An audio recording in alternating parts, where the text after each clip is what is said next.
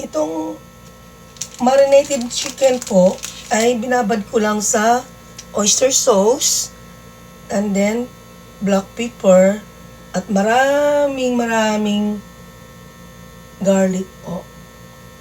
Ayan. Dati ko na rin po itong ginagawa.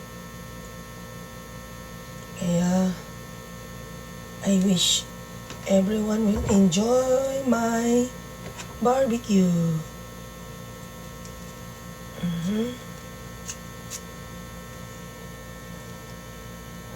Tigas to ah. Fresh na fresh.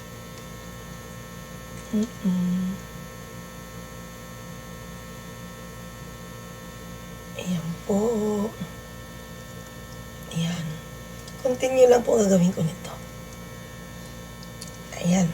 Tatapusin ko na at punta na tayo sa bar.